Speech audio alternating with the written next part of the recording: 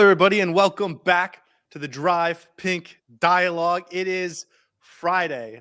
Inter Miami is coming off of a 2-0 victory against Cavalier in the round of 16 first leg of the CONCACAF Champions Cup. And that was going to be the main topic of this episode, and it still will be the main topic of this episode. But there is some breaking news that I think we have to cover and cover in a real way, not just a minute or two, because this long-rumored deal for Baltasar Rodriguez is finally happening, being reported as a done deal. Cesar Luis Merlo and others about 2 hours ago announced it was gonna happen. It's officially moving forward.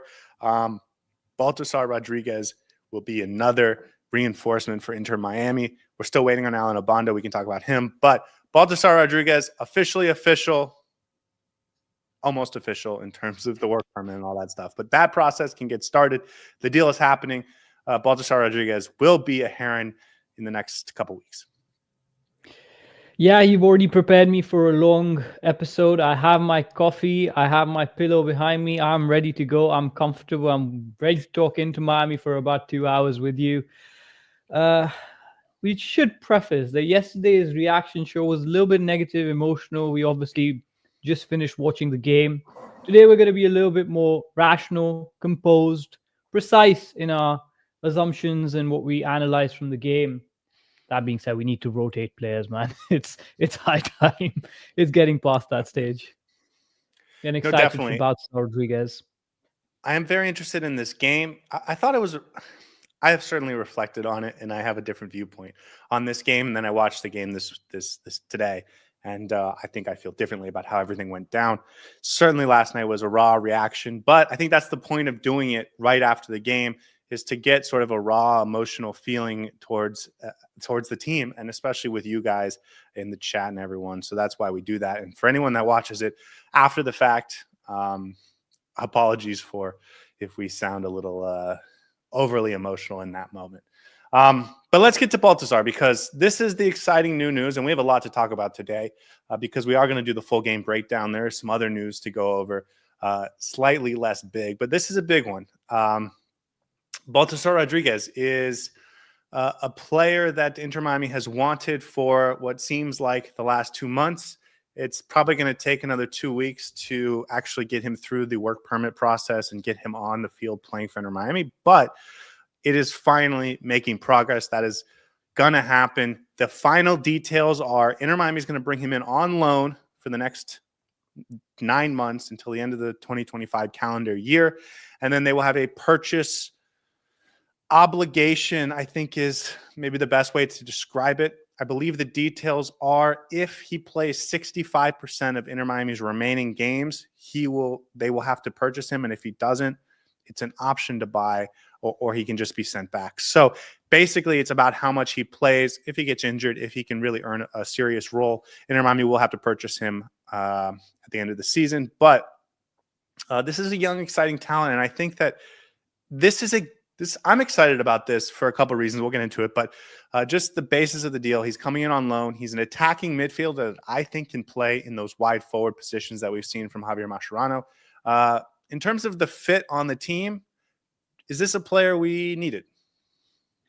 It's really interesting because I still think Inter Miami is going to let a few players go, and a couple of players go by the end of the transfer window.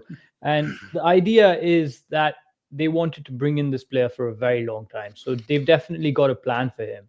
Now, I'm interested to see whether he's actually going to be a regular starter, because he's 21 years old, still fairly young. And there are players competing in that position that he normally plays in, i.e. Lionel Messi and Telasco Segovia. Well, Messi is not competing, but the backup is clearly Telasco Segovia.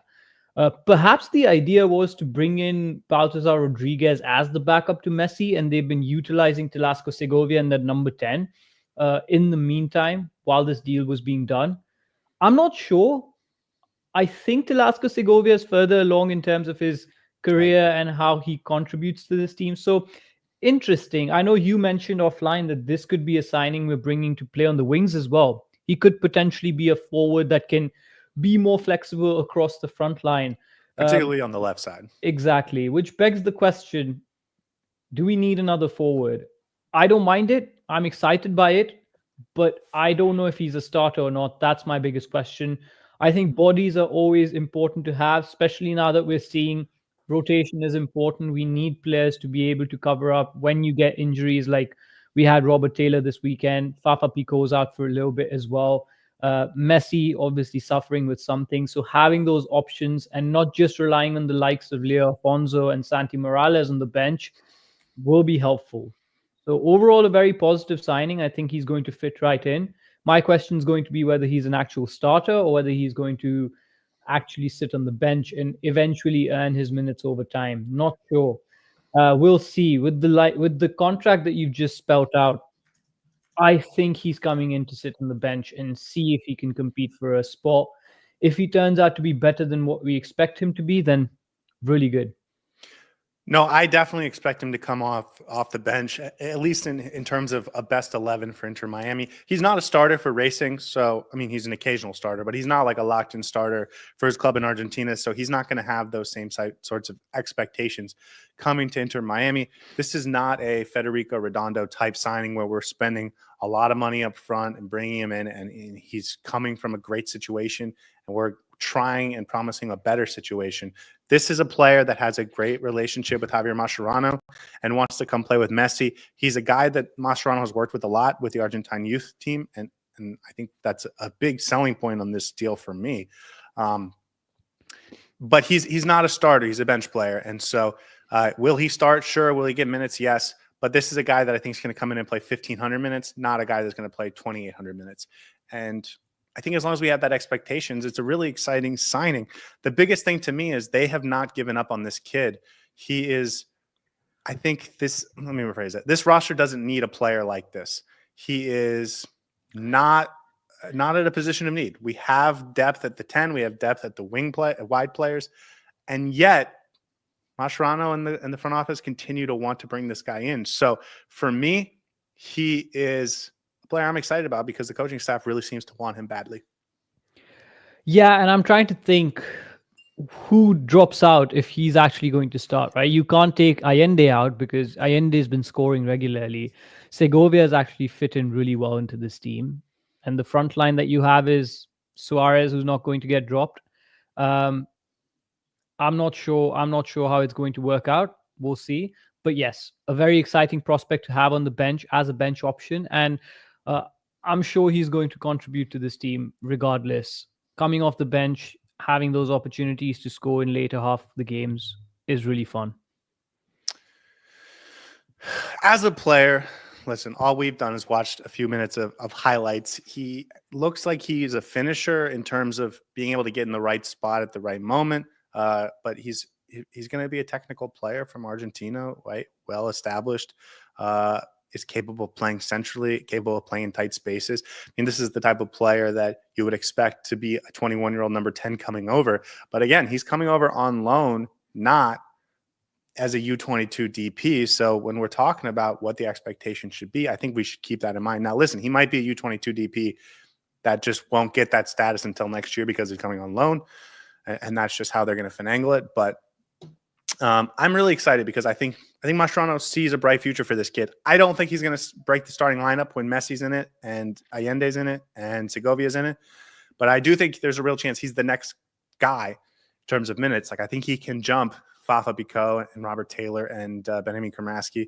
And I don't think we would be bringing him in if they didn't feel like he was going to jump them, because if you're bringing in someone below those guys, you're talking about someone that's not going to have a huge impact, that's not going to jumpstart the quality and potential of this team in a major way. So I think they have pretty high expectations, and I think next year and moving forward, this is a guy that we should expect to have a big impact for Inter Miami. Yeah, and I don't expect this to happen because Mascherano doesn't seem to utilize Allende up top as a number 9. But for me, I could definitely see a scenario where you have Baltasar Rodriguez on the left, Segovia on the right, and Allende up forward as the number 9. That is a really potent attacking lineup. And I would really be excited to see that if and when that happens. Again, as I prefaced this, I don't think Mascherano is going to utilize that, but it gives you options. Regardless of what you think, it gives you options. We're still going to get Alan Abondo in as well. it's going to be exciting to see how he combines with some of the youngsters that we have around. And honestly, up until this point, the front office has done a fantastic job bringing some of these youngsters in, and they're contributing. It's not just youngsters being brought in to build up their minutes, learn from the players around them. These are players being brought in to contribute immediately. So for all we know, Baltasar Rodriguez might actually hit the ground running and can, when he gets the opportunity, actually performs really well and contributes really well. But overall, I agree with you. He's probably ahead of some other players like Taylor and Fafa Pico and may get more minutes than them. Well, I wonder about this because our expectation, both under Chris Henderson with Phil Neville and also with Tata Martino, was that if they were bringing in a guy, he was going to come in to start. And maybe our expectations are a little bit off. That did feel like a huge part of Tata Martino's recruiting pitches. Come be a part of this. Come be a guy that plays a ton of minutes for me. I'm promising you this. I don't necessarily know if that's the case with this new front office and with Javier Mascherano, who, again, we brought in Fafa Pico, and it doesn't seem like Pico's come in to be locked into that left wing spot. Certainly, he doesn't seem like a guy that's going to be a huge starter. So Gonzalo Lujan, similar. Doesn't seem like he's come in to be the guy at center back. And if he has, then that means probably Maxi Falcón hasn't come in to be the guy at center back. So, like, there's too many guys, I think, that have come in that are just going to be depth pieces and quality depth pieces. And honestly, we're spoiled that we can get guys like this. I mean, most teams in the MLS, your backup number 10 is a guy you brought out of the academy who might not even be on an MLS roster in 5 years. And we're talking about bringing kids from the Argentine U20 national team and Olympic team and stuff. So incredibly spoiled. I don't think he's going to have a starter level role, but I think he's going to be a key player for this team, key squad player, start a lot of games. And I think we're spoiled, honestly. Truly we are, because the kind of quality and the options that we have available to us right now, it's phenomenal. And when you add Alan Abondo to this is a very, very deep roster. We keep talking about it. Now it's a matter of actually using these pieces. We will talk about rotation this episode, but I think you need to do a better job of trusting some of the players that you brought in, especially those that have hit the ground running and have shown that they are capable of starting minutes. They may not be the first choice to start every single game, but players like Gonzalo Lujan, Maxi Falcón, David Martínez can do a job for this team. David Ruiz can do a job for this team, the youngsters. So give them starts. For all intents and purposes, in Mascherano's mind, Baltasar Rodriguez is not a starter, but I wouldn't be surprised if there's a moment in this season where you and I both think he should be starting games, because he is capable enough of going up against some of the lesser MLS teams. Yeah, and this also, similar to Gonzalo Lujan, this feels like a guy that could be here for the next 4 or 5 years. Campana, for example, was brought in, a young player that we brought in from abroad. He was here for 3 years, had a big role in all 3 seasons. Telasco Segovia doesn't feel like that. He feels like a guy that's going to be here for 12 months and then he's going to be on to better things. Tadeo Allende, same thing, right? It's a 1-year loan. Yeah. So I think that Baltasar feels like a guy that might be at Inter Miami for the next couple of years. Same thing with the Gonzalo Lujan. Guys that you can bring in and sort of develop and have them go from like squad players on this team to being sort of key players in 2 years' time when some of the guys that are currently best on the roster leave. I see some people in the chat talking about how this is the end of Gressel. I think Kareem said that. I agree that Gressel's gone, but I actually think this is the replacement they've always wanted for Facundo Farias. A guy that can play on both sides on the wings, can play as a number 10. Like, to me, that's the biggest comp. And I think that this is a younger, slightly different profile in terms of his talent, but in terms of positionally where he can play, that kind of high energy and excitement and technical ability that can help you and contribute offensively. That's who I think this is the replacement for. We saw at the beginning of the offseason, or rather in January, there was talks about just swapping them. That obviously didn't come to fruition, and Facundo Farias went elsewhere, but they finally get their man. And again, this is a guy they've been chasing since early January. They finally get him. He will be here again, two weeks away at least, because he's going to have to go through the work permit process and all that. But He's coming, and in 3 months, we're not going to be thinking about how long it took him to get his work permit. He's just going to be a part of the team. Yeah, he's a quintessential number 10 skill set, right? Really good with the ball at his feet, a little bit silky, likes to take the shot on goal.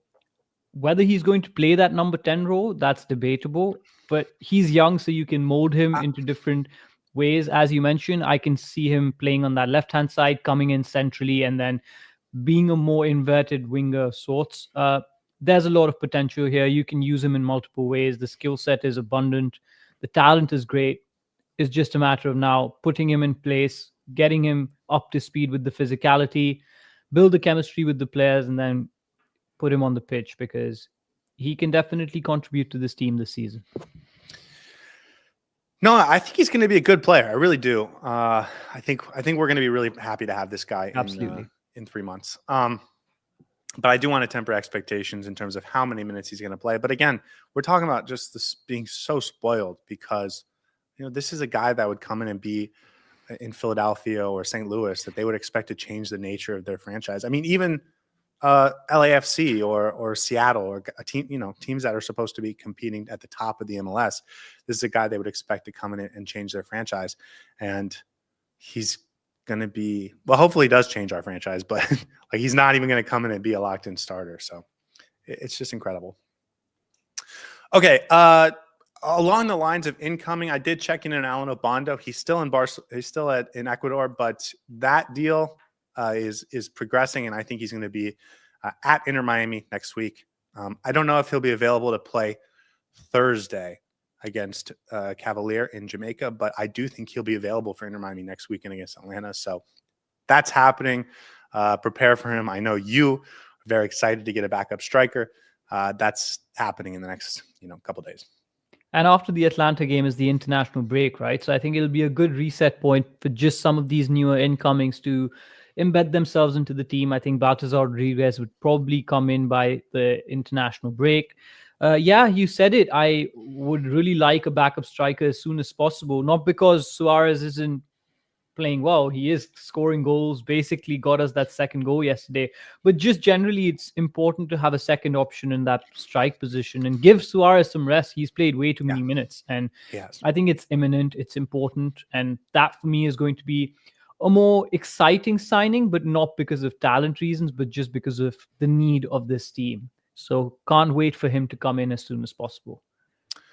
Spanish Aaron asked, the transfer window closed. No, it hasn't. It doesn't close until towards the end of April. I think 21st of April, I think, is the deadline. So there's plenty of time to add players. But of course, there's a betting in period. You have to wait for transfer work permits and paperwork and all that stuff. So the earlier you can get them in, the better, especially for a team like Inter Miami, who is trying to compete in big tournaments and has big games happening right now that you want your best players for. And along those lines, let's get to our next topic, which is that the MLS added they published the amount of GAM available to each team in the MLS currently as of the opening of the season.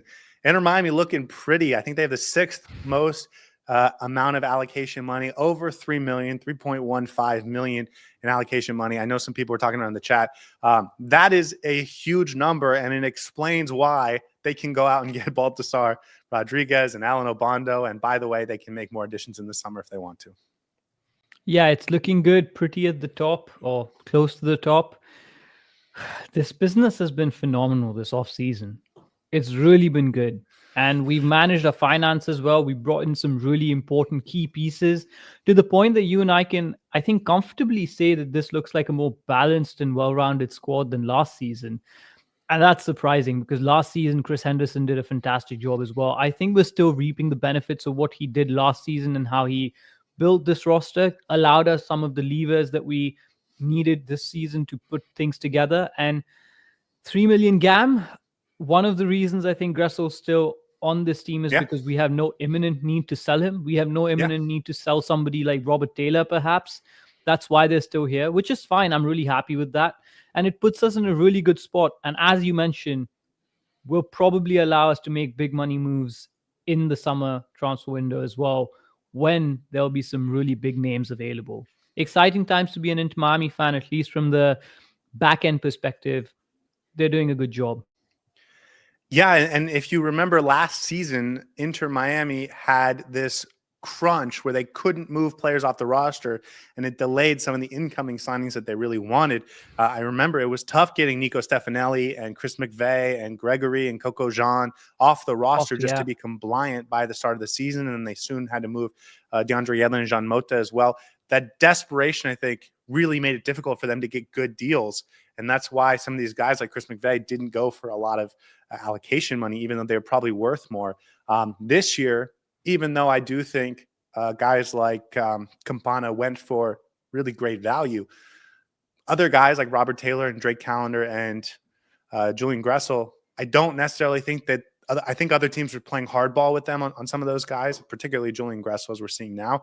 And Inter Miami doesn't have to give in to that like I think they did last year. So that just makes it so much better for Inter Miami to be able to keep their cards where they want them and deal them as they find appropriate, and not feel like they're in a desperate position to handle it. Now, listen, this number is going to go down significantly when they, as they sign Alan Obando and as they sign Baltasar Rodriguez. But if you're talking about two key contributors, this is exactly how you should spend your allocation money. One thing I will note is a reminder, the allocation money does not have to be spent this season like it had to be in the past. It does roll over. And so not every team is going to spend most of their allocation money. They might save it for future years. But the fact that Inter Miami in a win now mode still has so much, I think is really awesome. I will note the LA Galaxy, not listed on this chart that I have on screen, $0 in allocation money. So the defending champs are spent. I think LAFC has like $6,000 in allocation money. So some of the other teams that Inter Miami is really competing with at the top of the league, they don't have this type of flexibility. And some of the teams that have the most flexibility or even ahead of Inter Miami are really in a rebuild type mode right now. And so, San Diego FC and NYCFC just sold their best player. Minnesota, Houston Dynamo, like these are teams that just sold their best players and are sort of refiguring out and rebuilding how they want to do things. And then you just have Inter Miami humming along as the Supporters Shield champions. So it is really incredible. Yeah, and you could probably complain if we weren't making good moves or if we were spending this money on players that wouldn't contribute to this team, and if it was bad business. But it looks like we're doing really good business. And then, as you said, Alan Obondo, Baltasar Rodriguez, both players that other teams would spend considerable amount of GAM to bring in. So I'm really comfortable with us, or just money, us actually using this. I'm comfortable with that. It's okay if we use up some of our GAM allocation to just bring these important players in. And I think we've put together a fantastic squad and done the most that we possibly can. Jorge Mas, I believe, said it, that we're going to try and use every single opportunity to make the best possible roster. I believe him up until this point. Summer, we're going to have to do a little bit more business, obviously, depending on where we are in the season, what competitions we're in. But as of now, very happy with how things have played out. Yeah, I do think there's fair criticisms for how the club interacts with the fan base in some ways. But I don't think you can ever question how ambitious and how willing they are to really put their card on the table and go all out to build the best roster. Okay, moving forward, CONCACAF updated their club rankings, and this is the top 10 on screen. Inter Miami jumps 5 spots from number 8 to number 3, only behind the Columbus Crew and Club America. Someone in the chat will have to correct me if I'm wrong, but I believe this is how home field advantage is chosen in the later rounds of the CONCACAF Champions Cup, by your ranking in the CONCACAF club rankings. And so for Inter Miami to jump past LAFC, Monterrey, Tigres, it's huge, potentially huge, for deciding who gets home field advantage in the later stage of this tournament. The only reason I'm not 1,000% sure on that is I don't know if that gets deadlined at the last rankings before the tournament starts, or if that updates as the rankings continue to update. But Inter Miami all the way up to 3rd best team in the continent. Not bad, huh? Considering the Columbus is probably out, having lost 3-0 to LFC, I believe that was the scoreline, and that Inter Miami is now above LAFC. That's going to be big, because if Columbus goes through, we won't have that home field advantage. I think this is great. Inter Miami has done a lot over the last year to build up its stature on the field, especially, and it reflects in the standings. Very happy with this. Yeah. Tony says it's based on aggregate results, but I think that happens only if the teams have played the same amount of games. And so because I guess that would be true for LAFC, but different teams have played different number of games because they entered the tournament in different rounds. But I'll hold off on that. I guess the news is just that Inter Miami jumps all the way to number 3 in the CONCACAF rankings, which is still pretty nice. And then along those lines, I wanted to do a health update before we talk about the B team because there's a lot to talk about today. Drake Callender was spoken about at Javier Mascherano's press conference, I believe on Wednesday. And he did give an illuminating update on the status of Drake Callender. I think people were questioning whether this was a real injury all the way back from when it happened back in January.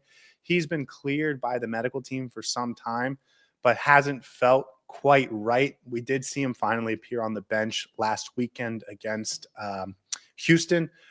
Doesn't play, is obviously Ustari has earned the number 1 role for now, but he's still not feeling great. He's now going to a specialist, and so that injury continues to be a bother for him. He wasn't on the bench last night. Rocco Rios Nova was the backup keeper. So Drake Callender back on the mend, I guess. They're not quite sure what's wrong with him. That's why he's going to the specialist, but that conversation about Drake Callender continues to get put off because he just hasn't been able to get healthy since the U.S. had camp in January. So I did want to update that. And then also Fafa Picault, I mentioned the pregame show yesterday, but he was called up to the Haitian national team. They have a game on March 22nd. That's in 15 days. They wouldn't be calling him up if they didn't feel like he was going to be ready to play, not just on March 2nd, but in training in the days before for that March international window. So Fafa Picault, I expect to be healthy over the next, I expect him to be ready by the time the international break ends at the end of March. Yeah, Drake Callender is a bit of a weird one because you rarely see goalkeepers out for an extended period unless it's a serious injury. And I think this puts to bed the rumors that he was being kept out of the team because they were looking to sell him. He definitely has some issue that he's still dealing with. And I'm kind of gutted for him because he's basically going to lose his place as a starting goalkeeper on this team because of his injury. And it's going to take some time for him to actually get back and try and earn that spot back. Good thing we have a lot of games. So if he does come back and he doesn't get sold off, I do expect him to get some game time. But as of now, it's clear that Ustari is the number 1 goalkeeper right now by hook or by crook. And he's been playing really well. So no reason for us to change him. And then Fafa Picault, really happy that he's not out for 6 weeks. And it's probably not as bad as it looked initially. And you're right, the fact that he's been called up to the international matches means that he should probably be available and ready to go. I would expect him to maybe even be available against Atlanta, perhaps earlier, who knows, maybe even Sunday. I know the fan base is a little bit cheesed off from the front office for not being transparent about injuries and stuff. So that always creates that question mark about how far along a player is in the injury recovery process. But I think Fafa Picault should be ready. If not before the international break, then after the international break, he will be back. So all things considered, good signs. Yeah, and of course, he might have to be competing with Baltasar Rodriguez by the time he gets back. Yeah, absolutely.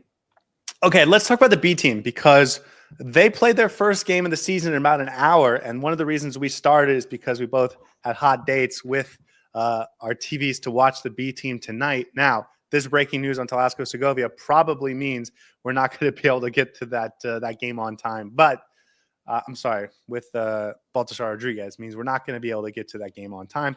But I was like, what the hell has happened to Talasco Segovia? Please tell me he's not injured or something, because I do think we should spend a few minutes talking about them and giving a little bit of a primer. Again, I would love to do 30 minutes on this during a regular midweek episode, but that doesn't feel like it's happening anytime soon.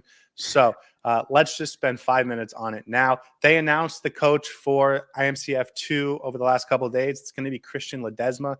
I believe he was the U18 coach before. He was just one level lower in the academy. And gets promoted. Fede Higuain, who was the coach for the last couple of years, moves to Columbus. And so new coach, a guy that has a lot of familiarity with some of the guys coming through the system. gets the head job for the B team.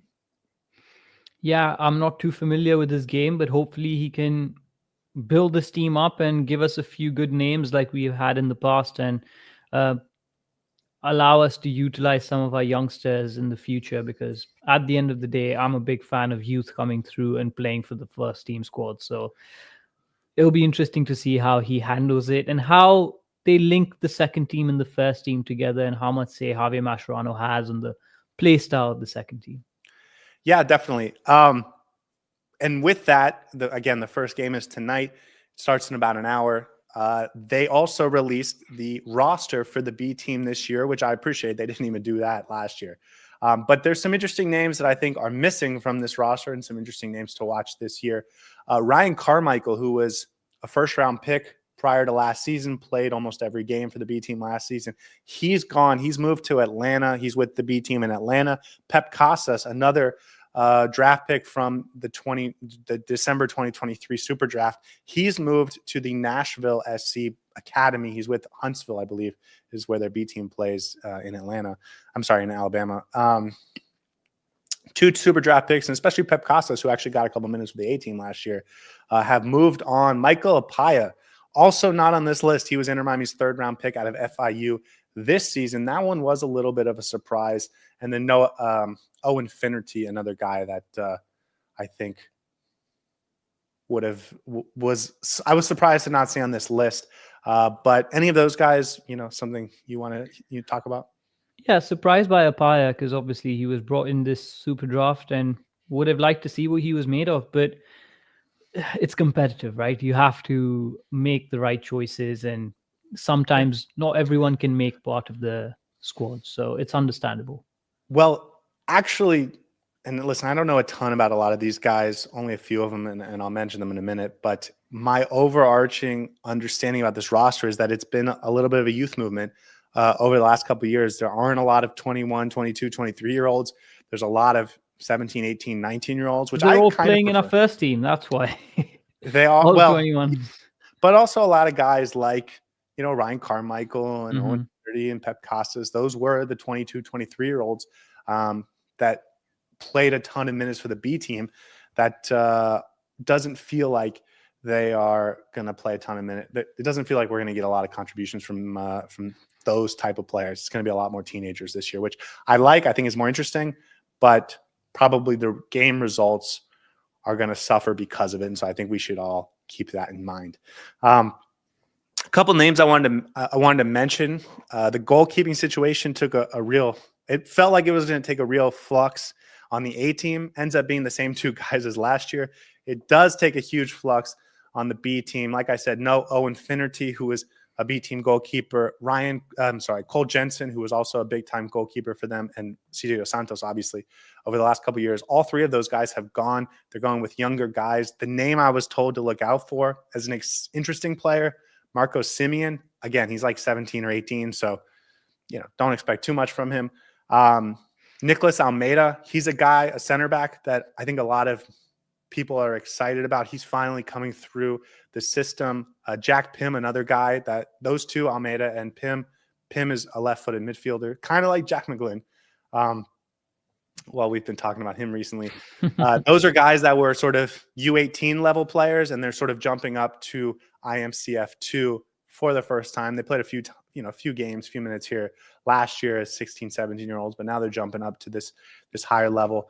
And then Yvonne Cohen and Brian Destin, two guys that were big parts of the team last year. Brian Destin, I'm really interested to see what he brings to the table this year, because he has the athleticism to be an MLS player, but can he get the quality to break through? I think this is a huge year for him. He's 19 now, and if he's not going to get it in his 18, 19-year season, then you wonder if he's ever really going to get that chance with this Inter Miami team.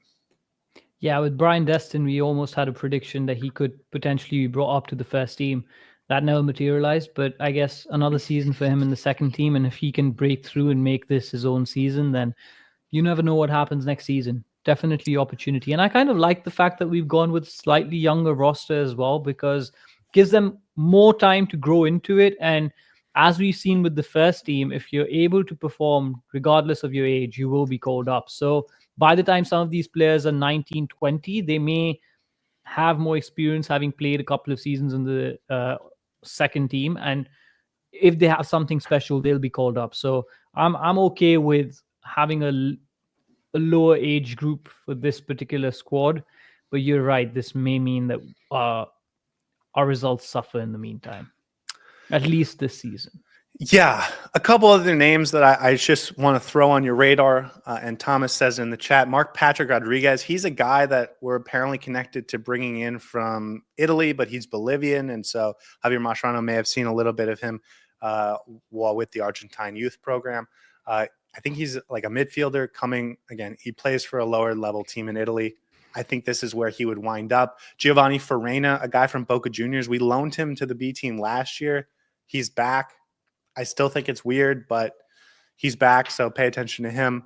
And then Bailey Sparks, our first super draft pick this past year. Apparently he's getting some praise. He made the bench for our first preseason game out in Las Vegas.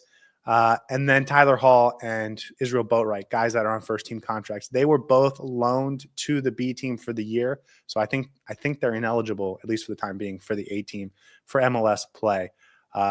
But that will mean they'll get plenty of minutes for the B team. So I actually think there's a good number of interesting prospects on this B team, more so than last year. I think there's a lot of guys that could one day be first team players. And so again, bringing kids through the academy has been a huge part of why Inter Miami's has been able to create so much depth. The Ian Freys, the Noah Allens, the Benjamin Kermaskis, the David Ruizes, and Santi Morales looks like the next guy. So this is important for the future of the program.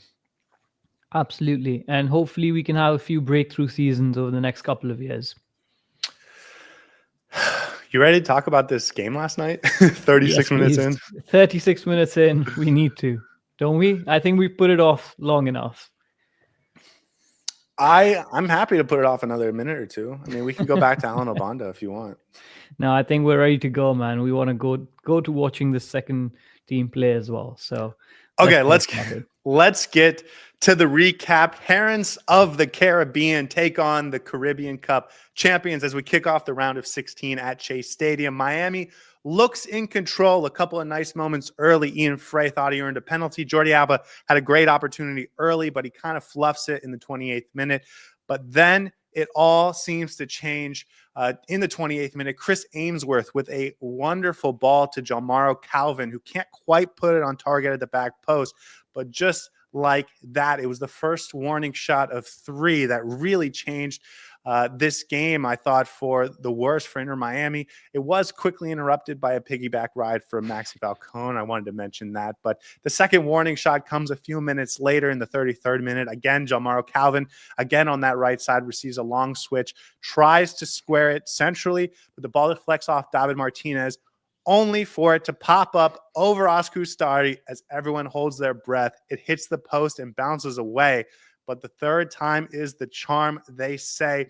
Finally, the ball hits the back of the net for Cavalier in the 7th minute of first half stoppage time on a set piece. An excellent ball in by Dwayne Atkinson to Richard King, who squares it centrally to Shaquille Stein, who puts it in the back of the net. But apparently, the third time is not the charm because VAR comes in and saves the Heron with, I think, a questionable offsides call. We can talk about it. But I think it's safe to say that Cavalier got CONCACAF'd on that one. If you know, you know. Second half starts out more of the same, with Cavalier coming out with confidence until the deciding moment in the 61st minute. And this too had CONCACAF written all over it. Segovia whips in a corner to Allende, who has a weak header towards goal, but a cacophony of ricocheting from Cavalier keeper Vino Bartlett to Luis Suarez to Federico Redondo, Sergio Busquets, back to Tadeo Allende. Ends with Allende whipping a ball into the back of the net, finally breaking the deadlock. And that seemed to break the back of Cavalier, who never quit, but was never really able to threaten in quite the same way before a single poor moment from Giovanni Lang results in Luis Suarez with the ball at his feet and the opportunity in the box to double the lead in the 83rd minute. He does it, and that ends the game. Inter Miami finishes off a 2-0 win despite a bloody nose. We will see you guys in Kingston next week. Inter Miami wins 2-0. All right, guys, that was the episode. We will see you guys next week for the Charlotte game. Cacophony of ricocheting. That should be one of our awards, right? I really like that phrase. Well done to you on that. I will continue to compliment you on these so that you continue to produce really good match recaps. Thank you. I appreciate it. Where do we even start? I think simply put, Cavalier had one game plan. Inter Miami had another game plan. It went head to head. Cavalier did their game plan really well. Inter Miami did their game plan really poorly. And of course, Inter Miami came across as the victors. Does that make sense? Yeah, they got punched in the face. They did. Oh, they a fair came few out times. and they thought, and we thought they were going to win this game 4-5-0. They played like they were going to win this game 4-5-0, and they got punched in the face. And listen, they responded. There was a little bit of luck on the offsides call, but it is how the game works. I think that's part of getting CONCACAF. Sometimes strange calls go against you, and should we went for Inter Miami this time. Should we talk about the positives first or the negatives first? Because I feel like the negatives are longer, but you want to end on a nice note. I'm not sure. What do you want to talk about first, Scotty? I want to go through some of the big moments because there was a moment, I think in the 12th minute, Ian Frey and Benjamin Kramaski have a really nice combination play. Ian Frey splits the defenders. He falls, and on replay, it was clearly not a foul, but he looked like he fell avoiding the foul. So he goes hard through the leg of, I believe it was Richard King for Cavalier. He gets the call, and if he avoids it and stays on his feet, he probably gets a shot on goal, albeit at a tough angle. Really nice moment that kind of resulted in nothing, but I don't want that moment to go on. Absolutely. I think that was one of the brightest sparks. Yeah, in the first half for sure. Mm-hmm. That one, I thought Kramaski, it showed something between Kramaski and Ian Frey. There was a lot of really nice connections. It's not the first time we've seen those two connect down that right side. And then they changed after about 15 minutes. Tadeo Allende went to the right and Kramaski went to the left. And I thought it was way worse after that. And I still felt that way after the rewatch. Mascherano saw that and was like, too spicy. We don't want that. Too spicy. Put him on the other way.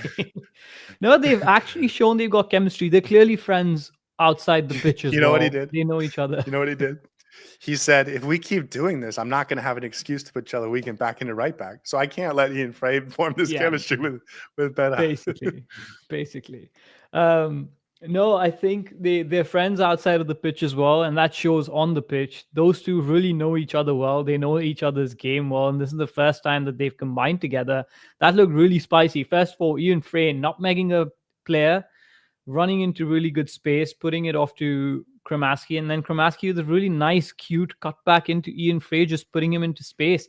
I wish he hadn't gone down because I feel like he would have had a better opportunity on goal if he tried to stay on his feet or even just cut it back to someone like Suárez or Allende.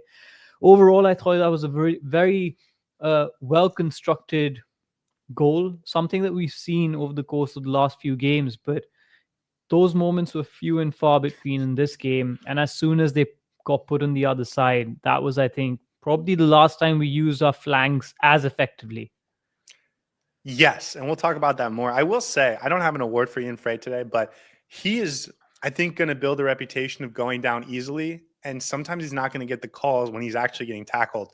So he needs to be careful about that because he does look for the fouls, a little bit too often, I think. Yeah. Okay, should we talk about the VAR? I mean, they had a couple chances in that first half, but it was sort of like hold your breath. But the VAR, that was a well-put goal. Dwayne Atkinson with an incredible ball in. Richard King just gets to his feet, puts it central, and Stein puts it in the back of the net. I mean, it was really well-worked set piece.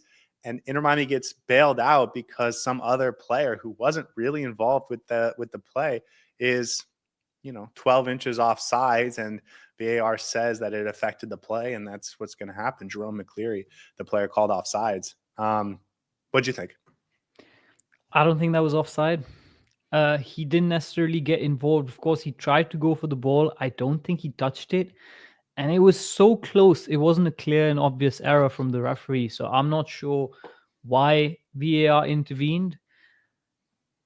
I'm not complaining about it. It went in Inter Miami's favor. But honestly, Cavalier at that point deserved to be ahead. They had a couple of really good opportunities before that. We were quite poor on defending that set piece as well. I'm not sure who is responsible in covering the far man post, but yeah, we let that player go. He scored an easy tap in and should have stood for my understanding of the game. It should have stood. Yeah, I will tell you, it was a very veteran move by Maxi Falcón. If you go rewatch the replay closely, you will see he spots McCleary offsides, and he puts his hand up as if there's an offside call, and he slows up just half a step. And I do think if he went all out, he may have been able to touch it. And so I think if you're looking to give an offsides, you can justify that as an offside. I agree with you.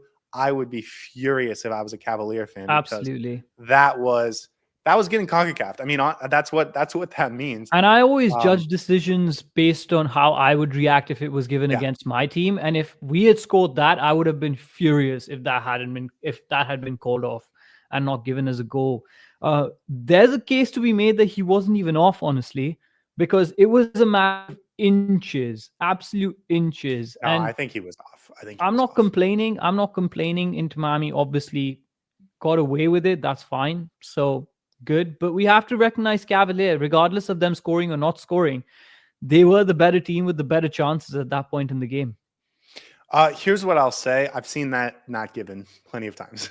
I've seen that gone, that be given a goal plenty of times. So Inter Miami fortunate. And I think we're getting a little nervous at halftime. We're pretty nervous at halftime. Yeah. If that's a goal, because the last 15 minutes, I thought, of the first half was their best of the game. And they looked like they were going to score before Inter Miami. And it was quite simple. You could tell Inter Miami's quality was better. We were really good on the ball, especially in the first 15 minutes, combining well. And then as and how the fatigue set in, as players started to get tired, you could see the lackadaisical performance seep in, the tiny little errors, the sloppy passes, the misplaced passes. It was just all getting a little bit too much. And it was a progression of poor play from Inter Miami and a growing confidence from Cavalier that you could see in the first half, to the point that it ended with Cavalier being on top in that first half. I desperately wanted that half to be called because I think we needed the halftime to reset ourselves. Inter Miami scores in the 61st minute. This just felt like kind of a random lucky moment. I mean, it bounces around. The goalkeeper doesn't quite put it out of bounds. Suárez keeps it in, kind of just essentially bounces around to everyone, right? A cacophony of ricochets, as you appreciated. And Allende puts in the back of the net. I mean, huge moment from Allende, who has the composure to just make sure he gets it on target, gets it through some legs. A nice shot, but a huge celebration from him. But it wasn't like a well-designed play. It wasn't the run of play. It wasn't like Inter Miami was like pounding them and this was coming. It was kind of just, it just happened. And that's what happens with good teams sometimes. Inter Miami had 0 big chances. And that makes sense, right? Yeah. That makes complete sense. At no point during the game, it felt like we were knocking on the door or trying to batter the door down. It just almost felt like we were too slow. Nothing was coming together in the final third, especially. And then that moment happened. Credit where it's due. Luis Suárez, presence of mind, could have let the ball go out for a corner, but instead kept it in, pushed it out into the middle. You mentioned it, I think, offline, that Sergio Busquets, you were afraid was going to be offside. Thank God he was not. He pushes the ball in. I think it falls to Allende with a really good finish in the back of the net. Seems to be finding the knack for scoring goals in crucial moments for this team, Allende. And I'm glad we got that goal because we desperately needed something to come our way. I think by that time, Cavalier was getting a little bit tired and they were also not performing as well. So Inter Miami sort of started to dominate just in terms of ball possession, but we still weren't creating those chances. I disagree, and we'll talk about it in a few minutes. I thought this was the moment that changed everything. And I'll tell you why. Sergio Busquets comes off the field after this. Yeah. And that changed everything from a tactical perspective, in my opinion. But let's jump forward to the 83rd minute. This was, again, kind of a lucky moment that fell into our lap now. Much more quality from Suárez. But Leo Alfonso has the ball down the right side. He just puts in a cutback to Luis Suárez. It's really poorly positioned. I mean, it was right at the defender, Giovanni Lang, and he kind of just touches it past, and it kind of goes past him straight to the feet of Luis Suárez. He takes a step to his left and then fires it into that low-hand corner. to make it 2-0. And that's huge for the tie. But again, it wasn't like Inter Miami was creating great opportunities, just a terrible moment from Lang. You know what it reminded me of? Last season in the first leg of the CONCACAF Champions Cup against Monterrey, where Diego Gomez has just a little bit of a poor touch that leads to a pass that leads to a goal for Monterrey that made it 2-1 in the Fort Lauderdale tie that really made it difficult going the other way. And it's just like it happens once a season, and you just don't want it to happen in a moment like this, and it does. So I feel bad for Lang, but Luis Suárez has the quality to take advantage of it. Yeah, and it would have been a completely different post-game show if it ended 1-0, because that means Cavalier still sort of in this game. Now Inter Miami in a much better position. Again, really well taken by Luis Suárez, who may not have the legs to run around too much, but still has the legs to finish a goal really well. His finishing is still his biggest weapon. Has been a little bit off target this season, but when he scores, he scores. So absolutely no complaints there. Took his goal well. And again, Inter Miami lucky, I think. Overall, this game, we never had to get out of first gear, but honestly, we should have, because Cavalier had the opportunities to even nick out a draw or win this game. Who knows? Yeah, no, I think a couple lucky moments for Inter Miami created their 2 goals, and I think Cavalier was probably worth a goal in this game. Should we talk about Jamaica first? I'm sorry. Should we talk about Cavalier first? Because I think there was a lot of interesting points with Inter Miami that played into this. We'll talk about the fatigue in the midfield, but I want to give credit to Jamaica because to Cavalier. I'm so sorry, because they played incredibly well. Their designs on how to break out of pressure, their designs on how to get past the midfield and get their runners up the field running against Inter Miami's back line and against their back two, taking advantage of Jordi Alba and Ian Frey being high up the field. And as you noticed, Ian Frey stopped moving high up the field pretty quickly in this game, just because he realized, like, I can't be doing this. Not the same for Jordi Alba, but yeah, I mean, they knew how to take advantage of our weaknesses. I thought Dwayne Atkinson, their number 10, really impressive. Like, skill-wise, he was clearly their best player from a technical perspective. I thought Richard King, their center back, was phenomenal in this game. I thought after the game last night, I thought he was the guy that misplayed the ball that led to the Suárez goal. It wasn't him. He should have gotten an assist in this game. I thought he was always in the right position. I thought he was phenomenal in this game. Jalmaro Calvin, he's their leading goal scorer. Had a couple of opportunities, did not take great advantage of them, I don't think. But he's the leading goal scorer, so you think maybe on a different day he puts one or two of those away. So guys to consider for next week. I was really impressed with Cavalier in this game. Yeah, they obviously had the game plan of sitting back, absorbing pressure, and then hitting us on the break. I thought we'd do a better job of stopping that, but apparently not. David Martínez and Falcón handled their own for large parts of the game. I agree.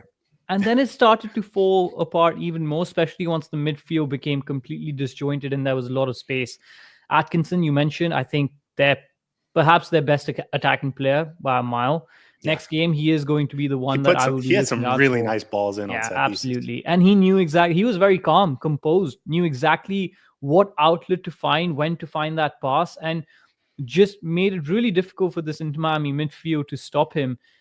And then Richard King, phenomenal performance. I thought he looked really, really good. For some reason, I thought he was the one who had that moment of madness where he gave the ball away to Suárez, but it wasn't him. It was Lang. In fact, overall, I thought Giovanni Lang had a really nice game too. His partner at center back up until the moment both to did Suárez. well.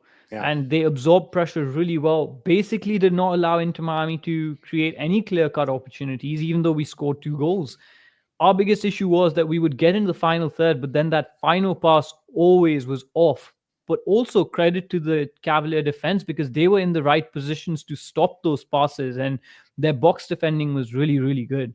And then Jalmaro Calvin, I think the advanced stats don't necessarily like him, and I can see why, because he missed some really clear opportunities, but he's dangerous, man. He gets in those places. Especially when Jordi Alba sort of gets forward. He takes advantage of the space. Yeah. And there were shades of last season this time around when we saw some of these players run at our defenders, and players like Darwin Martinez went in for the tackle, got the tackle in, but didn't come away with the ball. And it allowed the physicality of the Cavalier players to then just continue to run and create goal threatening opportunities. Overall, a really good game from them. I was very impressed by their maturity and how they planned this game. Tactically, they knew exactly what they wanted to do. Yeah, and here are the two things that I think were most impressive. And I'll start with their athleticism because we talked on the pregame. They didn't have anyone, and I still think this is true, that's just an absolute burner. But all 11 guys were athletic. Yeah. But all 11 guys were athletic, rangy, and they longer than I was expecting too. They made it very difficult, as Tony said, to find those passing lanes. If you weren't precise, you were going to get the ball intercepted. So Inter Miami had a ton of turnovers just from trying to push the ball too far up the field. I didn't think verticality in this game was the right answer for Inter Miami. I thought it was short passing, kind of really patience, push them down into a low block, have patience. And they were trying to hit too quickly with intense verticality, and they were giving the ball away because you were going to chase balls against guys that were faster than you, and you were losing a lot of those races. And then the second part of that, and this was to me the key, Dwayne Atkinson, who we were just talking about for his quality getting forward, he was hugging Sergio Busquets the entire game, completely took Sergio Busquets out of the game. And then when Cavalier did get the ball, he was now matched up man-to-man against Sergio Busquets, which means he had a huge advantage going the other way. So basically, the entire game, you had someone on Busquets, not letting him get the ball and dictate the game. And then as soon as you got the ball, you had an explosive, fast-paced, talented runner going the other way who Busquets just couldn't keep up with. And that's what was creating a lot of opportunities for them going forward. You always had an outlet. And so to me, that was the biggest part. Atkinson, with one person, completely took Busquets out of the game. He wasn't able to find it effectively. And that's where I think the game changed in the 60th minute after the first goal for Inter Miami, because Sergio Busquets leaves the game and Cavalier didn't really have a plan. I did watch for the next 5 or so minutes, Atkinson sort of following along with Yannick Bright. But after about 5 minutes, he realized, like, I don't need to be following Yannick Bright. He's not going to do what Sergio Busquets is going to do. And so the midfield plan that had worked so well against Busquets kind of fell apart because Inter Miami had changed the nature of their midfield in an effective way. So I thought that's why they stopped being effective after that 60th minute. Yes, they got tired, but it was that Busquets-Atkinson connection that I thought made the first 60 minutes of this game what it was. Yeah, and that's a worry for me. It wasn't as evident against Houston because Houston didn't take Sergio Busquets out of the game entirely. But when you do man mark Sergio Busquets out of the game, Inter Miami's midfield suffers, especially when Messi is not there. So we need to find solutions for that. And whether that's putting someone like Yannick Bright next to him or just making sure that someone like Redondo can get more influential in the game, we need to find a solution to that for sure. But I did feel like this is a strategy that's only going to work for a team that's going to bunker and counter, like Cavalier did last night. This isn't the strategy for a team that's going to try. We are going to face a few teams that are going to bunker and counter. A few. But, this isn't going to happen again in the CONCACAF Champions Cup other than next Thursday. In fact, I'm not even sure it's going to happen again next Thursday. But Busquets does have to find a better way to get on the ball, or we need our other two midfielders to take advantage of the resulting space. Both Redondo and Segovia had a ton of space in the midfield to get on the ball, but neither player really took advantage of it. Segovia a little bit more. You could tell that was his role in the game, but he clearly, I felt, was suffering from a little bit of fatigue from playing so many minutes. And rushing his passes unnecessarily. And I don't want to blame him too much because I do have someone I want to blame for some of that. But and then Redondo's game, the plan for Redondo was to be a finisher in the box. I thought that was pretty clear from the rewatch. And so the game plan didn't shift to adjust. Clearly, they wanted Busquets to be the distributor of the ball in the sort of your own half of the field, and Segovia to be the final third distributor. And then when you took Busquets away, it was a lot of just like long line-breaking passes, verticality that wasn't coming off because of the athleticism and range of these Cavalier defenders. So I thought it worked really well for Cavalier. They created opportunities, and they made it very difficult for Inter Miami to break them down. I thought it was a great game plan, honestly. Yep. And we got lucky. I agree. Okay. Fatigue. I feel like I've been talking about this since the first game of the season because they played the same guys every game in the preseason and the first game of the season, but they have to rotate more, and they have the bodies and the guys to do it. Or else they're going to get injuries, and their performance is going to suffer. I don't think there's anything else to add to that. It's just really, it's bizarre that we're having this conversation this early in the season, but we've also played a lot of games in very quick succession. Like, I feel exhausted just sitting here thinking about how many games we've played, because it's been every 2-3 days, and we have another game in one more day, and Sunday we're playing again against Charlotte. I can understand why people think it's fine not to rotate right now at this point in the season when it's only been 5 games, but I disagree with them. I don't think we've managed our rotation really well. We've run some of these players into the ground already. That was very, very, very clearly visible in this game. And after the 15th minute, it was just all downhill in terms of physicality and intensity. And you could see that the players were not just physically exhausted, but mentally exhausted as well. Our passes weren't coming through. All the signs that you can tell of fatigue were there. The passes being short, sometimes being too long, not in the right spot, people rushing their decision-making, reaching the ball late, never winning the second balls, going into the tackles late, having silly fouls. It was all there. It was all there to see. It was very disjointed, and we were often playing catch-up. 2 steps behind compared to this Cavalier team who is very physical, very intense. You have to rotate. If you're Javier Mascherano, I would take the Charlotte game off in terms of thinking about how you want to win this game and put on players who haven't had that many minutes. Well, and you can still win the game. You can still win the game. Absolutely. There's not a player on this roster that's incapable of beating any team in the MLS. That's just a fact. And that's because But Javier Mascherano needs to realize that and trust his players more. Yeah. And I don't think he's at that stage yet. Whether that's him being a new coach for this team and still figuring out whether to trust players or not, or whether he's not learned that as part of his coaching experience because he's never had to do it in the international space. He's going to have to quickly adapt to this and learn, because this can be a big pitfall for coaches coming into the MLS, right? They forget that the actual... In general. And coach in general. No, but also in the MLS, you can afford to take games off, and Javier Mascherano needs to realize that. And when I say take games off, I don't mean lose those games. I mean, give your second-tier team an opportunity to go out and prove what they're capable of, because they're more than capable of winning these games. And it's okay if you drop points against one opposition and you're aiming at winning the CONCACAF Champions Cup in the meantime, because that is the priority right now. You don't want it to be that you're trying to focus on the MLS, win the games in the MLS, and then sacrifice your players in the CONCACAF Champions Cup, because this game would have been completely different if Cavalier knew how to finish their chances. And we would have a lot more strict conversation about the rotation policy. So a lot to think about. Cynical asked this in the chat earlier. Are we rotating less than any other professional club? Yes, every other professional club.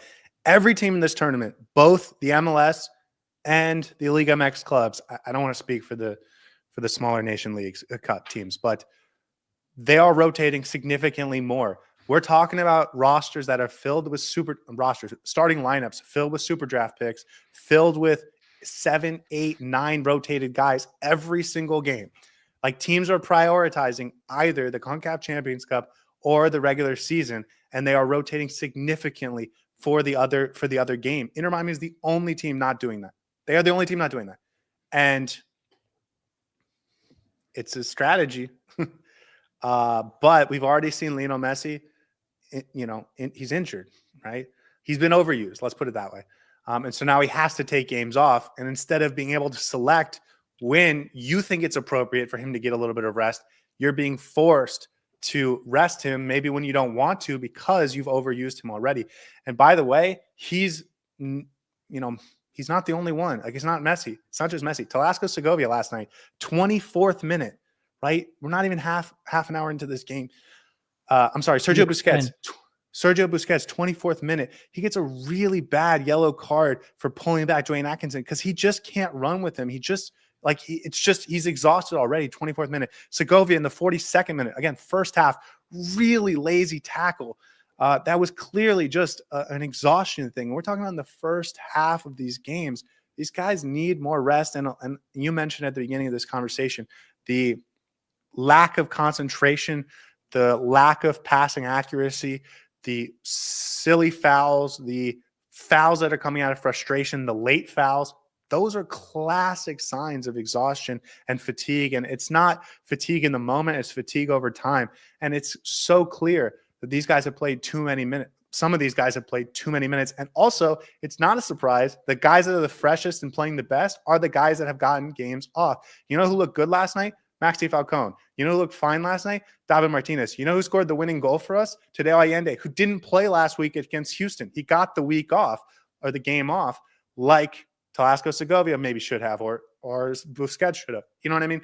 They've gotten a game off. And you don't need to keep them at home, right? We talked about whether substituting is rotation, and I don't disagree with a lot of the chat that says he's been substituting at the right, like bringing them off at the 60th minute.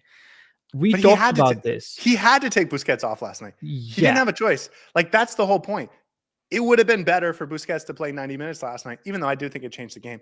Like, if you had a choice, he wouldn't have taken Busquets off. Absolutely. And I think when you talk about substitution as a policy of rotation, it's the other way to what we discussed yesterday. It's giving them the rest, putting them on the bench, and then bringing them on in like the 70th, 60th minute to change the game.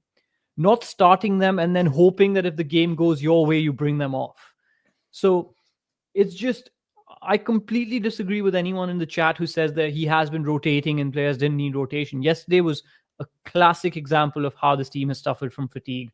I disagree that we would have sucked regardless of how who the team was or what the rotation would have been. We would have been able to compete with this intensity if we were fresh, like we were against Houston. It's worrying. I don't want to over-exaggerate it. It's just the 5th or the 6th game. I hope Javier Mascherano can learn from it. But this was a problem last game, and we have to accept it. It's as simple as that. We have to acknowledge it. Last thing I did want to talk about is the yellow cards. This is becoming a thing now where they're getting all these yellow cards in the last 15 minutes of the game. It's going to accumulate to the point where all of them are going to be out. Suárez, Redondo, and Ian Frey all got yellow cards late in the game. And Busquets got one earlier. It doesn't bother me quite as much in the MLS because, like, if you miss a game for yellow card accumulation in August, it's okay. But this tournament, this one's a little nervous because if you have to miss a game against Monterrey in the semifinal or something like that, or LAFC in the second leg of an LAFC tie, like, that's not what you want. So I can't do Cello weekend against Monterrey again, man. That would be worrying. Okay, I don't want to go there, but anyways, any thoughts before we get to awards on how this team should play against Cavalier next Thursday in Jamaica? I think we have the quality, regardless of how we play, to win that game.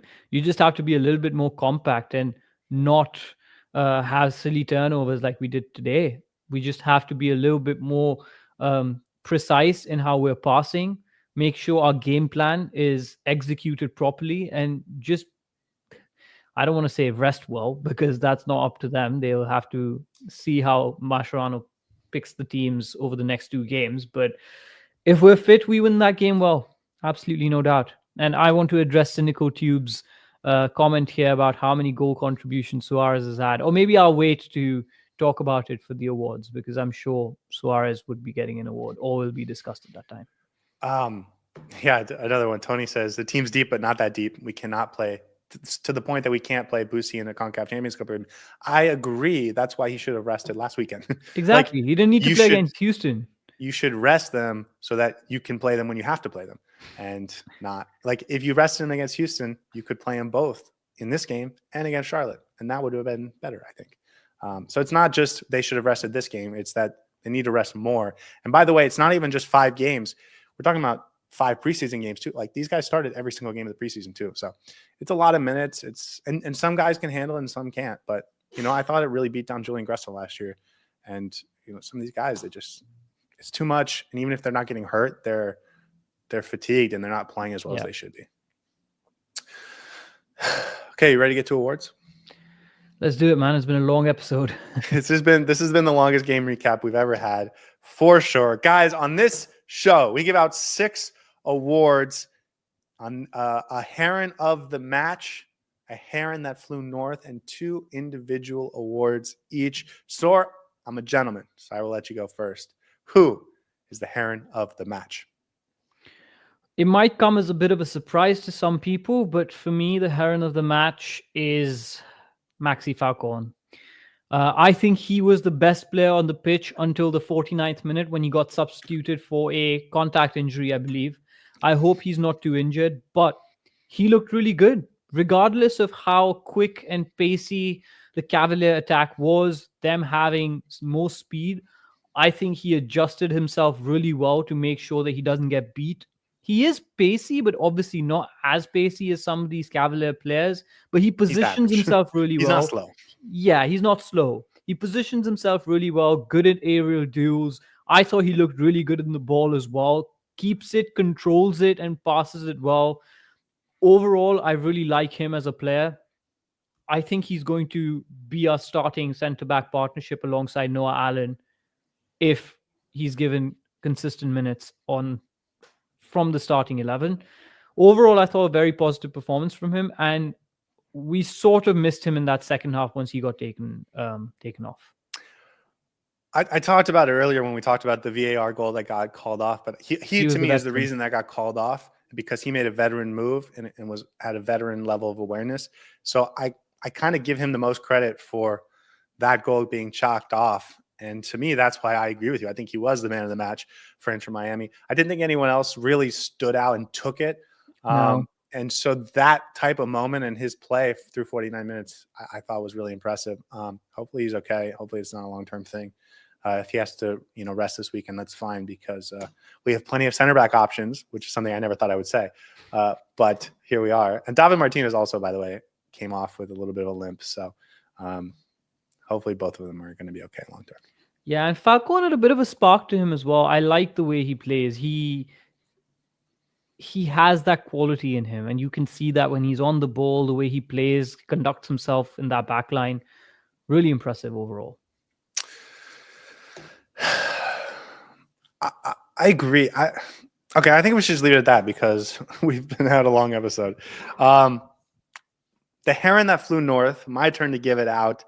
For those that aren't aware, the Heron that flew north is our award for the player that was doing the wrong thing. Florida Herons, they don't fly north for the winter. They don't fly anywhere for the winter because it's nice and sunny, and it's lovely in the winters in South Florida.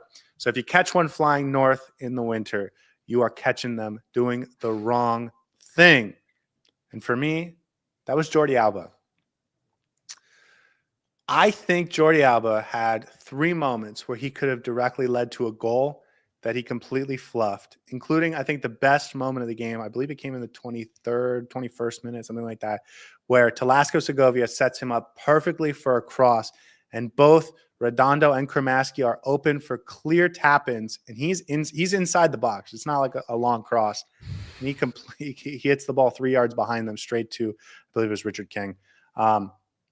He was the reason I thought we didn't score 4 or 5 goals in this game. And I think that was made more true if you rewatch the game. He had some real moments to make something dangerous happen. He flubbed them all. So I thought it was another really poor game from Jordi Alba. And he didn't necessarily handle Calvin really well on that side either. So correct. He was quite poor. And you know why he passed it behind them 3 yards, right? Yes, because that's where he always passes it, except someone else is on the field. Yeah. Actually, Messi wouldn't have been there. That would have been if Messi was at the top of the box where he normally is, that still would have been too far in front of him. I thought it was just a poor pass. It was poor. Yeah. He was poor. He's been poor this season. I agree. He has not had that many good games. And I think the last 3 games, he's been a contender for Heron that flew north. Last time I may have given it to somebody else, but he was definitely top of my mind. And now, again, I think he had a really poor game. He's just not been good this season for some reason. I don't know what it is. whether he's adjusting to the system, whether it's the player in front of him that he doesn't know necessarily how to play with. It's all over the place. That being said, he's still going to have goal contributions every other game. He has that quality. He's still the best left back this league has ever seen. I think he'll be fine. He's a veteran presence. Eventually, he'll be okay. I do think he'll benefit from the international break a little bit. Just having played so many minutes may be doing him more harm than good. But I agree with you. Very poor yesterday. And honestly, he wasn't the only one who was passing wayward, but he's often seen as that player who creates those cutback opportunities, right? And the one who creates those dangerous opportunities. And so often he would just cut that ball back, go straight to a Cavalier player, and that's where their counterattack would start. So for me, I think he was a big source of the issues that we were facing. And all he needed to do was just be a little bit more composed on the ball. But it's okay, understandable. Not a great game from him. Hopefully he picks up his head next game.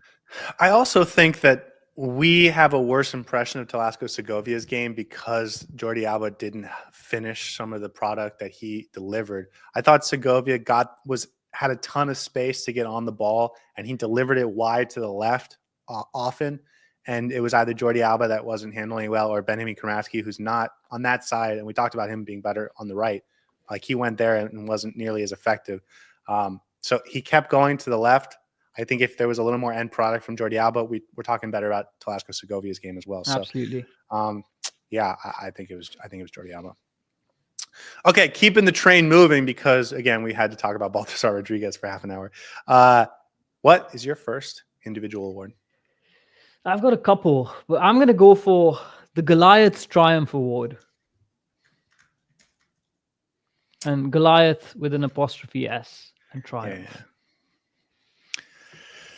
Yeah.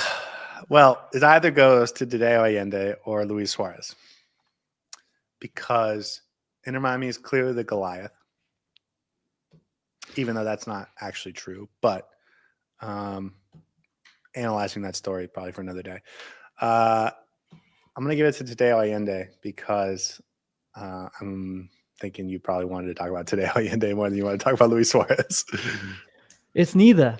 Well, you touched upon the storyline. You said Perfect.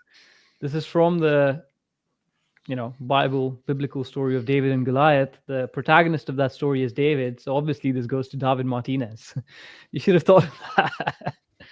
It's Goliath's triumph, man. David Martínez, I thought had a good game next to Maxi Falcón.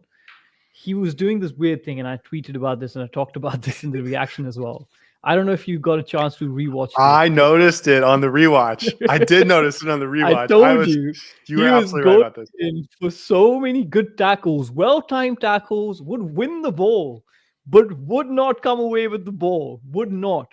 The ball would still land on the feet of the opposition player, and he would get beat.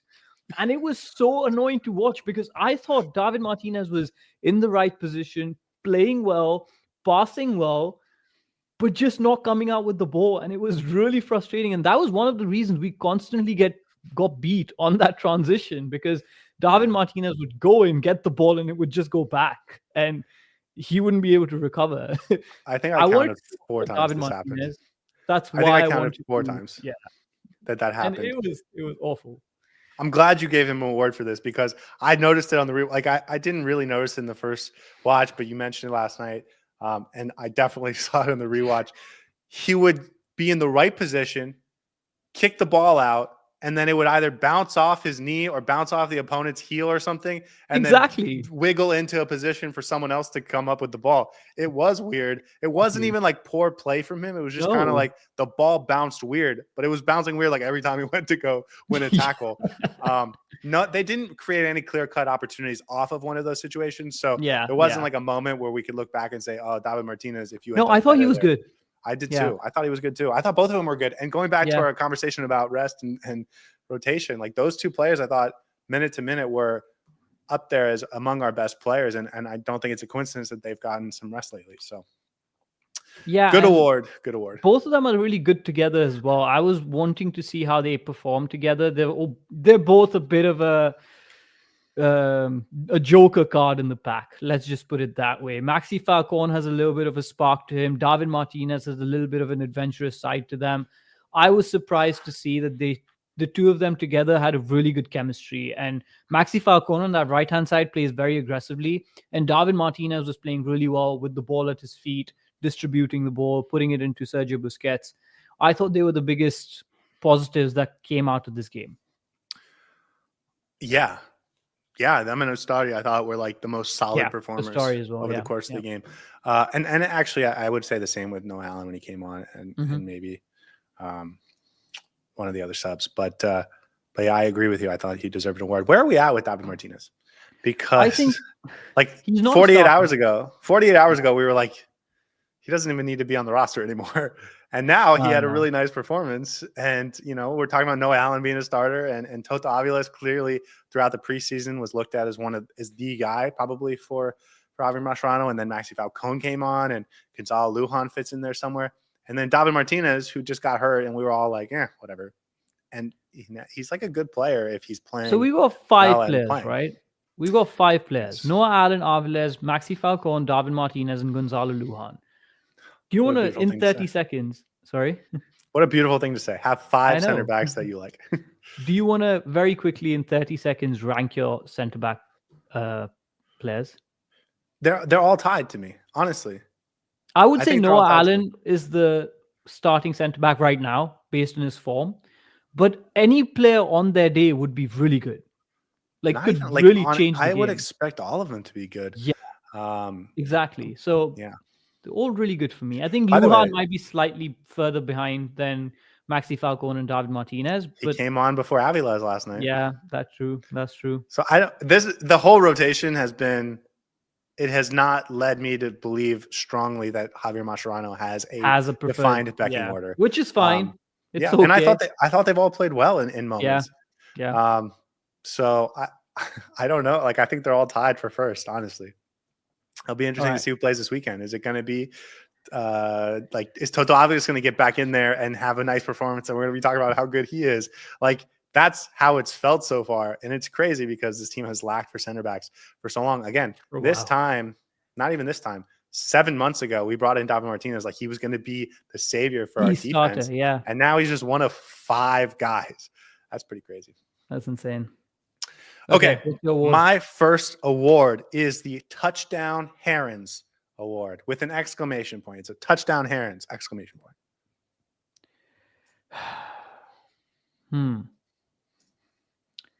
Who do I think this award goes to? Touchdown Herons exclamation point. Allende, of course. He's the one who conceded that touchdown, scored the goal, put us on the goal score sheet, and put that exclamation point on this game. Give it to Tadeo Allende. Why do you guess Tadeo Allende? I don't know. Touchdown. I think that's who you wanted to talk about. It's the quarterback. Oh, it's absolutely Tadeo Allende. Because since the second we've signed him, I've thought about naming him TD Allende because that just rolls off my tongue so well. Touchdowns for days. This dude, all he does is score goals. I don't know where he plays because he looks like a striker. He scores goals like a striker. He plays as a winger. He gets in the way on the left. He's weirdly less able to cooperate with other players on the right. I don't get it, but he just scores big goals and he scores nice goals. And in this game, with the exclamation point, he gets the touchdown that honestly changed the whole game for Inter Miami. They win this game 2-0 because he's in the right place at the right time and has the composure to finish and put us up 1-0. So Touchdown Herons Award goes to TD Allende. Difference maker. Yeah. Absolute rocket of a foot. Had a decent game. I don't think he was particularly special this game in terms of his gameplay. But comes up clutch in front of goal. Really well taken shot through the legs of the opposition defender and quite laced through. And I thought a good finish. In the right place at the right time. The thing that continues to surprise me is he is always in front of goal, ready to score. And I think, again, he scored from his weak foot, right? Left-footed shot. Yeah, I think so. Yeah. I mean, Great goal from him. Changed the game for us. Changed the dynamic of the game for us.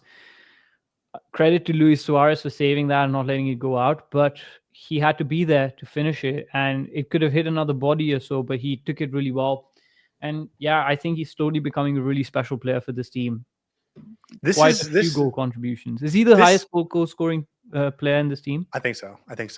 I think this is the year that changes his career for the better. Absolutely. Because he hadn't had a huge goal scoring year either in Argentina or in Spain. Obviously not with Celta Vigo in Spain. So this feels like if you put up an 18-20 goal season, which that's a lot. I'm not saying he's going to do that, but if he can do that, all of a sudden, like, especially as a non-striker, like you're going to get sold somewhere, or you're going to get a chance. You're going to earn your chance back at Celta Vigo, or you're going to get a chance somewhere else. Like this year could change his whole career if he plays as well as he's been playing so far. And it's not just him in front of goal. He's a bit of a baller. Like, he's dangerous at times when he gets on the ball. He's silky, and he's a basketball player. Athlete. Yeah. He's physical. He gets up there. He's athletic, over pace. And he can play with the ball at his feet as well. There's just so many qualities in him that he keeps creating chances of being dangerous. And I like that about him. There were a couple of instances where he had a cutback to Segovia, who wasn't able to get the shot out. And that's when the Cavalier defenders were able to clear it. But he had some good moments as well, other than the goal. Just continues to impress me, and hopefully he can keep this form up. So well done to him. Yeah. Okay, what is your second award? My second award is Waiter, There's a Fly in My Soup award. There's a fly in my soup award. This is going to there's a fly in my soup. This is going to Ian Frey, because he was cooking up a spicy soup on that right side when Kramaski was there. But then Mascherano pushed, or maybe they decided in the field, pushed Allende over to the right. And all of a sudden, that spicy soup had a little fly in it that didn't work as effectively. And that's why Ian Frey gets the Waiter, There's a Fly in My Soup award. That's a good explanation, but unfortunately, it's not correct. Let me ask you this. What would you do if there was a fly in your soup? I would say, Waiter, there's a fly in my soup. Would you send it back? Of course. So here's the thing. I wouldn't. I would just take the fly out, throw it out, and I continue to eat the soup. That's just my personal preference. And that's what Luis Suarez is to me. There's a fly in my soup, but I will still accept it because it's fine. It can be eaten, right? Luis Suarez continues to stink up the pitch for 90 minutes, and then in 2 minutes, he will score. And that just completely covers up for everything that he is as a player. And that's fine. That's completely fine. I would still eat that soup. He played fine. He played well. I think he had a really well-taken goal. And in response to Cynical's question about how many goals and contributions has he had, he's had 2 goals in the MLS, 1 assist, and he's had 2 goals in the CONCACAF Champions Cup. I think he's fine as a starting striker. Those obviously, right. He's fantastic. Right. Yeah. 100%. I've double checked. He's got 3 goals and 4 assists in 5 games so far. No, that's 7 goal contributions. Those contributions aren't right. I disagree. Regardless, he's got 12 goal contributions if you include the preseason. 12 goal contributions in 9 games if you include the preseason. Preseason doesn't count. Regardless, Luis Suarez is the player that he's the soup that we'll have to eat regardless of the fly in it. Basically that. I think he does things that make me go, why is he on the pitch? And then he will change the game in the blink of an eye. That's the player he is. And I will continue to criticize him for his performances, but he will continue to score goals and assists and defy all expectations that are of him. So Luis Suarez, well-taken goal and really well prevented opportunity that led to the Allende goal. So well done to him, man, regardless of how bad he was. The Waiter, There's a Fly in My Soup. Does that have an exclamation point at the end or no? Do you want to add an exclamation point? No, I'm asking you. Does the award have an exclamation point? Yes, it does. Like, is it intense or is it just, there's a fly in my soup? Or there's a Oh, fly in my no. soup. Fix it now. There's a fly in my soup. It's okay. You don't need to fix it. It's okay. So Listen, there's no exclamation point. next time, please make sure there's no fly in my soup. Dude, I think you're crazy. I think Luis Suarez is playing fine. I think he's had a bad game or two, but I thought he was fine in this game. You know why I'm so adamant about criticizing him? Because I get really frustrated watching him play sometimes. And it really, and this is the only place I can actually expend that frustration. So apologies if somebody disagrees with me. I understand. He is producing what he's supposed to as a striker, goals and assists. But yesterday he was doing something really annoying, which was constantly coming back in the midfield and playing in that final third instead of presenting himself as a goal-scoring threat. And that just completely negates his presence in the field. And also sometimes it gets stuck up with players like Velasco Segovia. He wouldn't do that if Messi was on the pitch. No, he would. So he would. He did it last year. This is what Yeah. Suarez does against low blocks is he comes out because he gets frustrated. And I agree with you. I think it's really frustrating because the low blocks are so hard to break down that when you do, the 2 or 3 moments a game where you're going to beat a guy one-on-one, you're going to have a nice little connection that gets a guy open. You need that striker to be making the run for the tap in, and he's never doing that. And so when we play low blocks, I agree. I really didn't like Suarez last year against low blocks. In the couple times we saw it, I thought Campana made a big difference when he came onto the field in those situations. But overall, I think I'm pretty happy with Suarez. I'm fine with Suarez right now. I have no complaints. I think he's been better. I do think he had a poor game or two where he had like the chances that he missed, but that goal at the end where he scores 82nd minute or something like that, those are the chances that if you make those, we're fine. And he wasn't missing those. Like he did have a game where he missed 1 or 2 of those. So I'm pretty happy with Suarez right now, if I'm being honest with you. All right, take us away. Last award. We're already an hour and a half over. So here's the thing. I have 2 awards left. One is slightly better of an award, but I'd rather talk about the other player. So I think I'm going to give the slightly worse award to talk about the player I want to talk about, and that's the Nomad Award. The Nomad Award. The player who's everywhere and nowhere, who moves around a lot, who gets taken out of position, put in different places. I want to say it's Benjamin Kramaski. Why do you think it's Benjamin Kramaski? Because Benjamin Kramaski is a bit of a nomad, man. He's been touted as a midfielder, played in the right wing spot, put to the left wing spot yesterday, a bit all over the place. Not by his own fault, but just by the nature of his coach. Let's just say that. Does that make sense? It is Benjamin Kramaski, and the reason I challenge you on why you would guess is because you guessed both of my awards today, and that frustrates me a little bit. But he's like actually now I think back-to-back performances on that right wing where you've seen a little something, and he's never played there before, right? He's always been a midfielder, and the fact that his midfield role, like an 8, kind of disappeared in this midfield when you need to sort of in that double pivot. The fact that he's found a different role and he's trying things and some of them are coming off, and him and Ian Frey have a nice little connection. I thought it was nice and it's developing. I thought you could see when he went to the left, he didn't have that. But again, that's what I kind of thought the first time he was on the right. And it only took him 3 or 4 games to start building something. So I think that there's something to this him on the wings thing. And Javier maybe he won't play there it. anymore. Maybe he won't play there anymore once Baltasar comes in. No, but I think there's a chance Baltasar just comes in and takes those minutes. Very true. But for Kramaski, like that, it's really fun to see, man. I wouldn't mind seeing him as a 10 at some point. So, dude, I think New York was the game. He looked really good in that position before Aviles got a red card.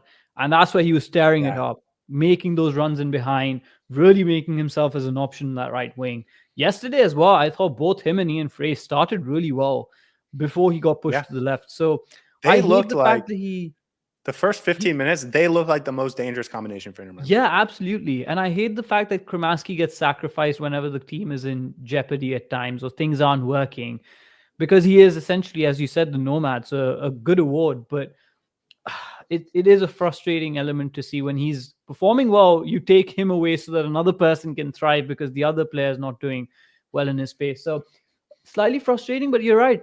Kramaski seems to be adapting really well to whatever role is being asked of him. And honestly, if that's the kind of player that he is, he's very valuable to this team. I know some people might be really frustrated with his performance yesterday and may not see a pencil down role for him, but he's one of those players that we've talked about in terms of versatility. You can put him anywhere and he will give you something. But I think that right wing spot has really surprised me. So hopefully he can play a few more games there before Baltasar Rodriguez comes and steals the spot. But I agree with you. I thought he looked good in that right wing side before he got moved. Okay, a couple other players I'll just run through because I don't know if you stop me if you want to talk about anyone. Federico Redondo, I thought, had the wrong tactical instruction in this game. He was playing too high up, and I think when Busquets got man-marked out of the game, he needed to come back and be a part of the build-up a little bit more, and that wasn't really his role. But I put that more on Mascherano and the coaching staff. Busquets completely man-marked out of the game, and I credit Cavalier for doing that. They made him the tactical focus, and they let Redondo and Segovia have tons of space, and those two couldn't beat them, and Busquets was taken out. Jordi Alba, we talked about. Ian Frey, we talked about a little bit. I thought he was a little too easy to go down, but I thought he played well when Kramaski was there and kind of was more conservative as the team realized they have a real threat going the other way. Gonzalo Lujan off the bench. I thought he had a nervy moment or two. Yannick Bright, David Ruiz, Noah Allen, Leo Alfonso. Leo Alfonso was a little careless with the ball, but I thought the rest of the guys were fine. Yeah, and just a point on Yannick Bright, because no podcast is complete without talking about Yannick Bright. We spoke about how he is not needed in this game in the pregame show, and I was wrong. And you were wrong. We needed him. He was the one who could have stopped all those counters. He would have been the perfect stopgap in that position. We overestimated how well we would play with the ball. And honestly, I think going into some of these games, you have to reconsider how this midfield makeup comes out. So Yannick Bright, I think, is a game changer, and we may need another player like him to be able to get the most out of this midfield. I think there's another 20 minutes we could talk about this weekend, how we should play against Charlotte, what we should do next Thursday. But the Inter Miami 2 game has started. It's 3 minutes in, and they've already given up a goal. They're losing 1-0. Nice. So interesting way to start the season. But we'll go check in on them. Tyler Hall is starting that game. So that'll be what's next. We'll end it there. Guys, thank you so much for being a part of this. As always, thanks for being in the chat. That's really one of the best parts. We will be back next for the pregame show Sunday. I believe the game's 4 p.m. Eastern, so we'll be there an hour before that. If it's 3 p.m., we'll be there at 2. But whatever, we'll be there 1 hour before kickoff here on YouTube for the pregame show. I encourage you to join us, and we will see you guys next time. And new player coming in. That's always really exciting. Guys, enjoy your weekend. Enjoy your night. See you next time. Hey everybody, thanks for tuning in. Do us a favor and hit that like and subscribe button. Since our first viewer, sharing this with you all has been the very best part. So from the beginning until the end, thank you for being a part of this and have a wonderful day.